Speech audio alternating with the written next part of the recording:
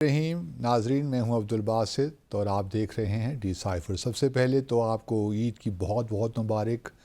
امید ہے آپ کا رمضان بھی اچھا گزرا ہوگا اور آپ عید بھی آپ اچھے طریقے سے منا رہے ہوں گے، لیکن اپنی خوشیوں کے ساتھ ساتھ فلسطینیوں کو ضرور یاد رکھیے گا۔ غزہ میں جو کچھ ہو رہا ہے 7 اکتوبر کے بعد سے، وہ ہم سب جانتے ہی ہیں، تو اپنے فلسطینی بہن بھائیوں کے حق میں بھی دعا کرتے رہیں کہ اللہ تعالیٰ ان کی نصرت فرمائے، ان کو کامیابی عطا فرمائے۔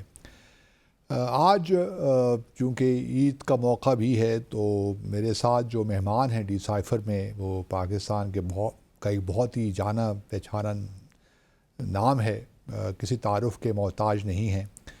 میں ایک دو اشعار پڑھ دیتا ہوں اور آپ کو اندازہ ہو جانا چاہیے کہ آج میرے مہمان کون ہیں۔ پہلا شعر تو مجھے، بلکہ ساری ہی جو کچھ انہوں نے لکھا ہے، میں بہت شوق سے پڑھتا ہوں۔ میرے خدا مجھے اتنا تو معتبر کر دے، میرے خدا مجھے اتنا تو معتبر کر دے، میں جس مکان میں رہتا ہوں اس کو گھر کر دے۔ امید ہے آپ سمجھ گئے ہوں گے، اور ابھی بھی نہیں سمجھے تو پھر ایک شعر اور سنا دیتا ہوں کہ کہانی آپ الجھی ہے کہ الجھا ہی گئی ہے، یہ عقدہ تب کھلے گا جب تماشا ختم ہوگا۔ تو میرے مہمان ہیں محترم افتخار عارف، پاکستان کا بہت بڑا نام۔ Thank you very much Iftikhar Arif sahab D cipher میں آنے کا۔ بہت بہت مہربانی، آپ نے عزت بخشی، کرم فرمایا۔ اچھا افتخار عارف صاحب، باتیں تو اتنی ہیں آپ سے، جی چاہتا ہے کرنے کو، اور سمجھ بھی سچی بات یہ ہے کہ یہ بھی سمجھ نہیں آتا کہ آپ سے بات شروع کہاں سے کروں، کہاں پہ ختم کروں، کیونکہ میرا تجربہ تو سفارت کاری کا رہا ہے 36 سال، لیکن ہم اپنے سفارت کاری کے دور میں بھی جہاں جہاں بھی رہے ہیں آپ کو پڑھتے بھی رہے ہیں، اور کبھی کبھی موقع ملتا رہا کہ بیرون ملک کبھی ہم مشاعرے بھی ارینج کروائیں، تو آپ کی غزلیں نظمیں بھی سنانے کا اتفاق ہوا۔ تو یہ مجھے بتائیے کہ چونکہ تھوڑا سعید کا شو ہے، تو ہم کچھ ہلکی پھلکی باتیں بھی کریں گے اور آپ کے بارے میں بھی جاننے کی کوشش کریں گے۔ یہ بتائیے کہ شاعری کا شوق جو اس طرح کہتے ہیں، کہ کب آپ کو معلوم ہوا کہ آپ شاعر ہیں؟ یہ کب آپ کو علم ہوا اس چیز کا؟ ڈاکٹر صاحب، یہ خرابی کب سے شروع ہوئی نہیں معلوم، مگر میرے خیال میں اس میں میری والدہ کو اور میرے نانا کو بھی دخل ہے، اور میرے حالات اور ماحول کو بھی دخل ہے۔ میں لکھنؤ میں پیدا ہوا تھا، اور لکھنؤ میں اس زمانے میں ادبی سرگرمیاں بہت تھیں۔ ہر گلی کوچے میں شاعر اردو کے غزل اور نظمیں، بلکہ بغیر پڑھے لکھے جن کو امی شعراء کہتے ہیں ان کی بھی تعداد تھی۔ چنانچہ میں بچپن سے ہی شاعری کی طرف میری رغبت تھی، اور مرثیے سنے جاتے تھے، پڑھے جاتے تھے، سماع کی محفلیں ہوتی تھیں خانقاہوں میں، وہاں مجھے جانے کا اتفاق ہوتا۔ پھر جب میں اسکول میں آیا تو بیت بازی ایک ایسا ادارہ کہہ لیجئے بچوں کے لیے، طالب علموں کے لیے نوجوانی میں شروع کیا گیا، جس سے شعر کا ذوق پیدا ہوا، اور بے شمار شعراء تھے جن کا کلام، جن کے اشعار یاد کرائے جاتے تھے اور پھر خود یاد ہو جاتے تھے۔ اور جب ہم ڈاکٹر صاحب، میری ایک غزل چھپی ہوئی ہے میرے کالج کے میگزین میں، جب میں 7ویں جماعت میں پڑھتا تھا۔ ویری اس انٹرسٹنگ۔ پہ لکھا ہوا ہے، اچھا، جی ہاں، افتخار حسین اور عارف بحیثیت تخلص کے لکھا ہوا ہے اس میں، افتخار حسین عارف طالب علم درجہ ہفتم۔ تو یہ جو عارف کا تخلص تھا، یہ آپ نے خود اپنے لیے طے کیا، کسی اور نے کر دیا آپ کے بہاف پہ؟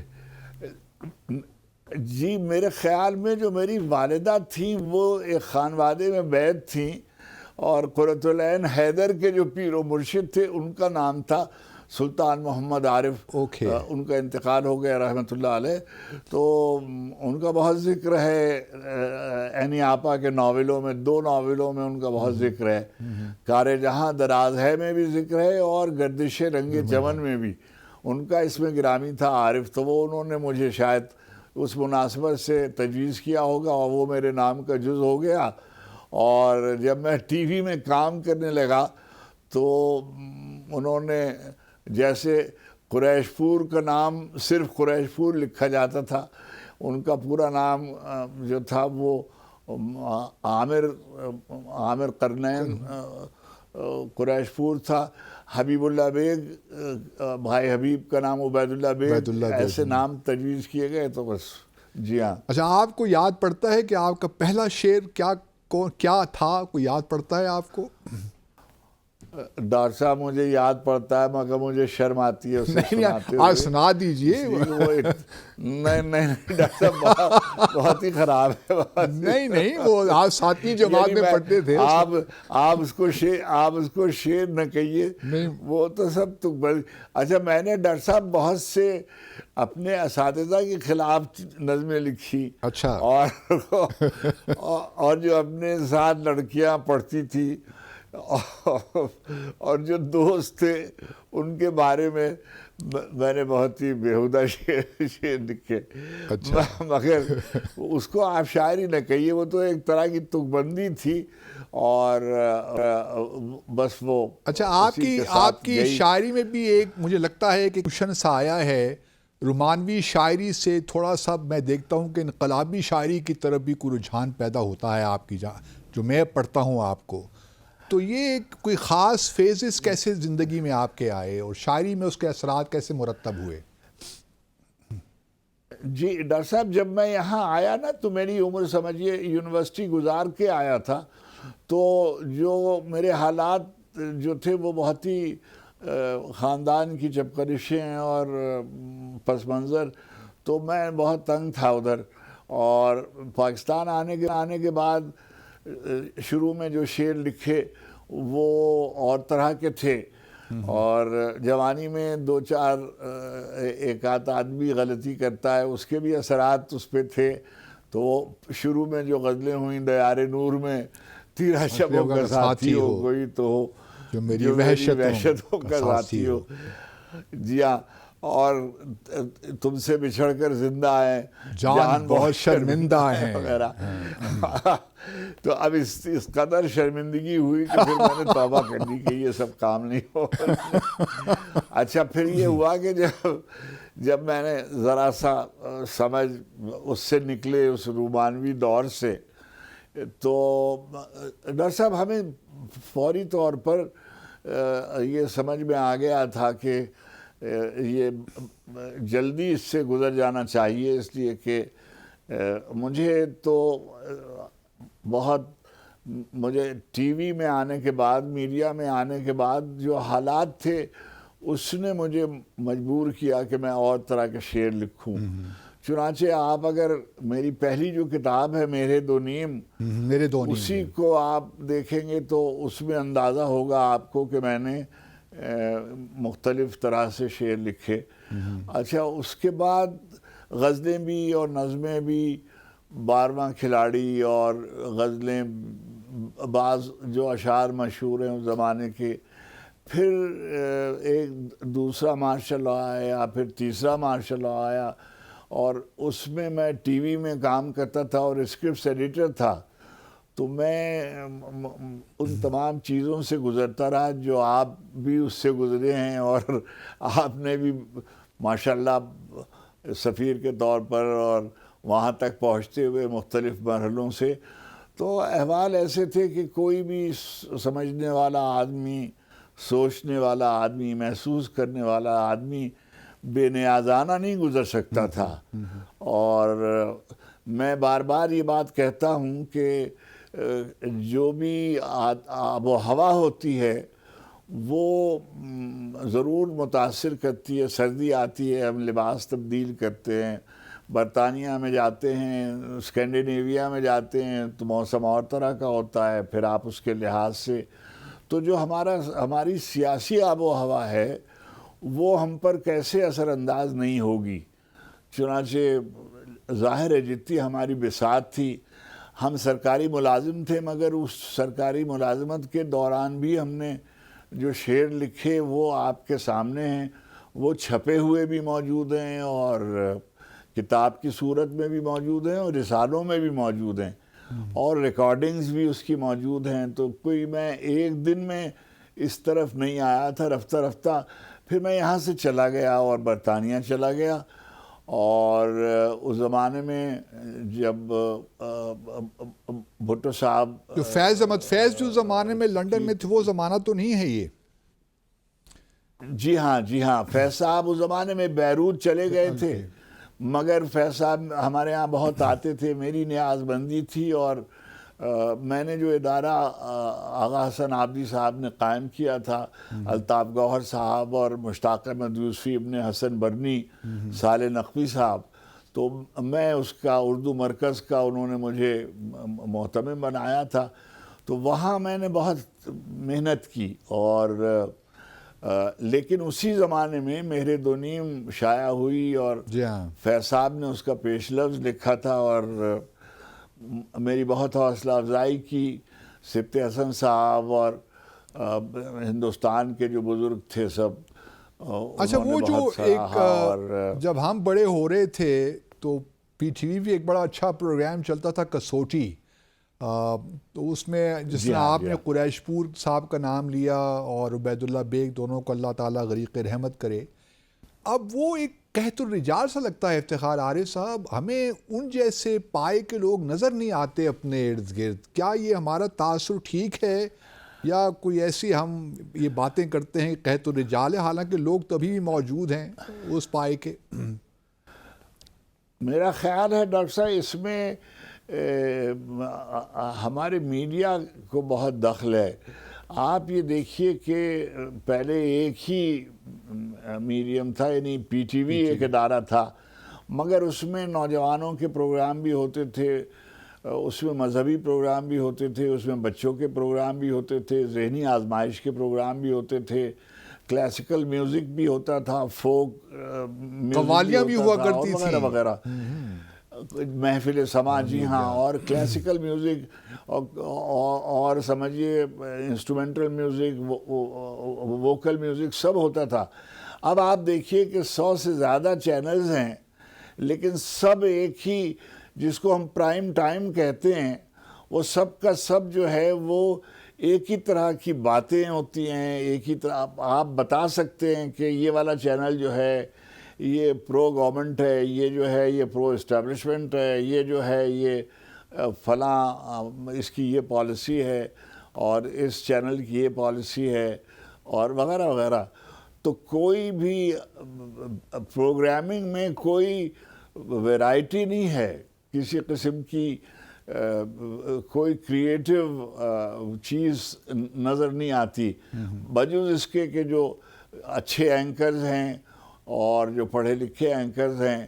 اچھا، پھر یہ کہ بڑی حد تک، میں سب کو تو نہیں کہتا ہوں یہ، لیکن بڑی حد تک اینکرز کی جو تعداد ہے وہ پریزنٹیبل فیسز لے کر ان کو لکھا پڑھا کے بٹھا دیا جاتا ہے، اور جو باتیں وہ کر رہی ہوتی ہیں یا کر رہے ہوتے ہیں ان کو خود نہیں معلوم ہوتا کہ وہ کیا کہہ رہے ہیں اور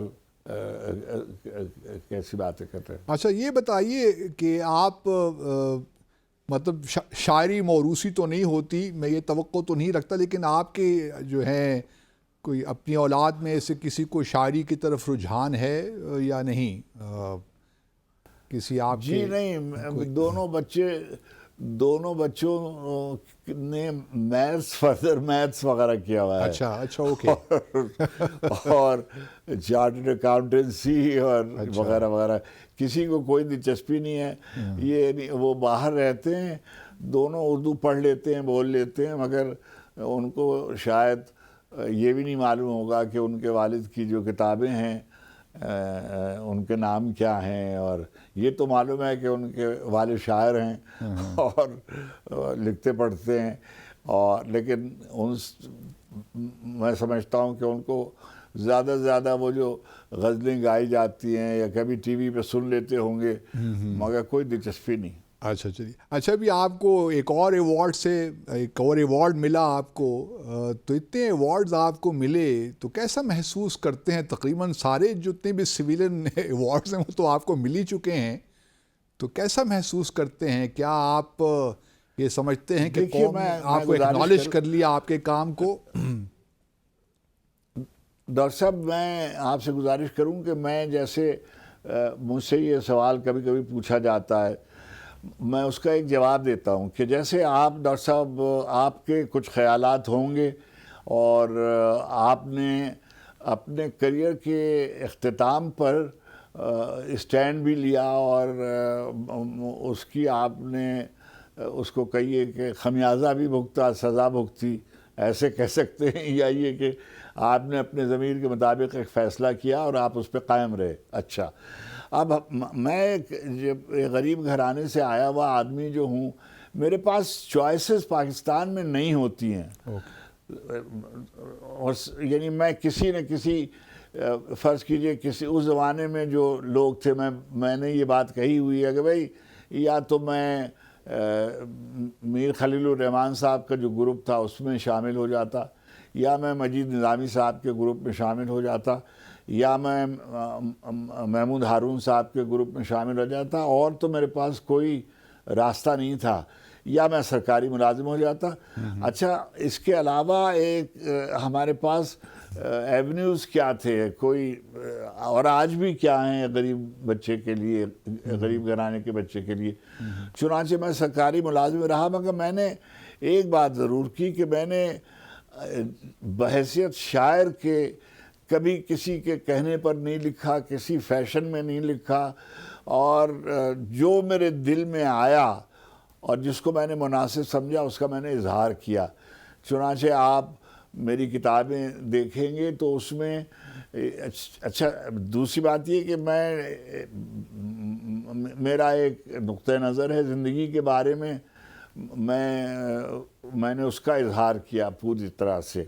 اچھا، اب میں کہوں، مجھ کو پرائیڈ آف پرفارمنس ڈاکٹر صاحب جب میں پاکستان سے باہر تھا، جی اور میں شاید پہلا آدمی تھا جس کو ملک سے باہر پرائیڈ آف پرفارمنس ملا تھا، اور بے نظیر بھٹو صاحبہ بے نظیر شہید کا زمانہ تھا پہلا، اور بیگم صاحبہ نصرت بھٹو صاحبہ اس کمیٹی کی صدر تھیں جنہوں نے مجھے منتخب کیا تھا، اور پھر نواز شریف صاحب کے زمانے میں بھی، اور اس کے بعد بھی پرویز مشرف کا زمانہ آیا، پھر یہ زمانہ آیا، تو میں کسی سیاسی پارٹی سے میرا کوئی تعلق نہیں رہا۔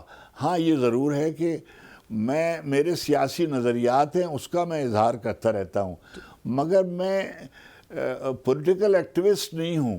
لیکن انتخابات میں آپ ووٹ دیتے ہیں عارف صاحب؟ انتخابات میں ووٹ دینے جاتے ہیں کہ نہیں؟ جی بالکل۔ اچھا جی، میں بالکل جاتا ہوں، بالکل جاتا ہوں، اور شرمندہ بھی ہوتا ہوں، اس لیے کہ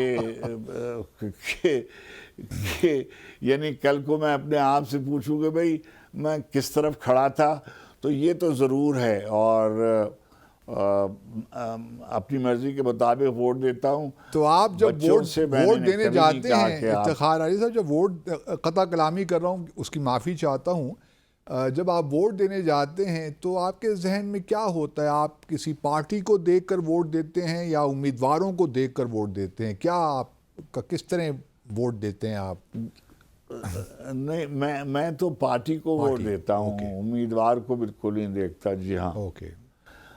اور دیکھیے، ہمارے ہاں پارٹی اور امیدوار کو بہت زیادہ فرق نہیں ہے، بہت زیادہ فرق نہیں ہے، نظریاتی خط کھینچے جا سکتے ہیں، مگر سب پارٹیاں جو ہیں وہ آپ کے سامنے ہیں، سب کی بیلنس شیٹ آپ کے سامنے ہے، آپ بآسانی فیصلہ کر سکتے ہیں۔ اچھا، اب ہمارا یہ پہلا سیگمنٹ ہے افتخار علی صاحب، کچھ تھوڑا وقت رہ گیا، میں چاہتا ہوں کہ اس سیگمنٹ کا ہم جو اختتام ہے وہ کچھ آپ اگر ہمیں کچھ عنایت کر دیں گے تو بہت مہربانی ہوگی آپ کی، جو آپ کی غزلیں اور نظمیں تو سبھی اچھی ہیں آپ کی ماشاءاللہ، ایک سے ایک بڑھ کے ہے، لیکن جی میں ڈاکٹر صاحب ایک غزل ہے جو میں نے ارشاد۔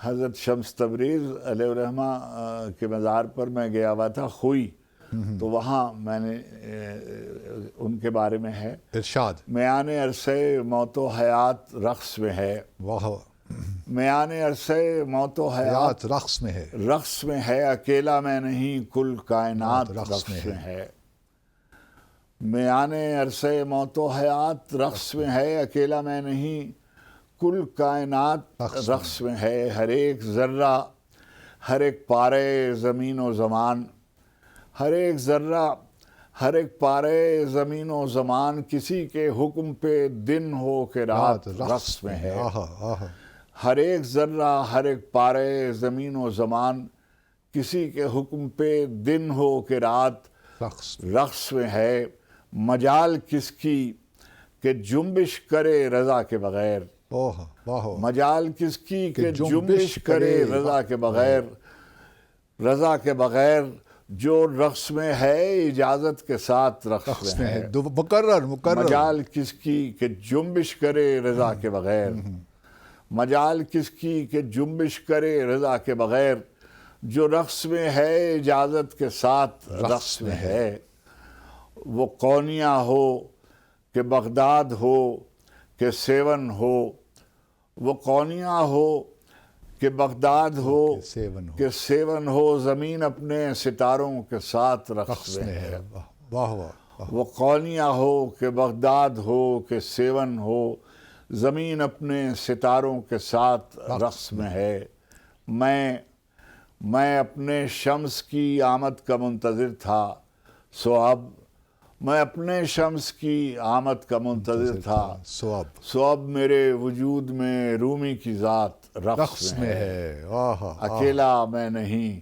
کل کائنات رقص میں ہے، مجال کس کی کہ جنبش کرے رضا کے بغیر، جو رقص میں ہے اجازت کے ساتھ رقص میں ہے۔ بہت شکریہ۔ اچھا ناظرین، افتخار عارف صاحب ہمارے ساتھ موجود ہیں، لیکن مجھے ایک مختصر وقفے کا کہا جا رہا ہے، ہمارے ساتھ رہیے۔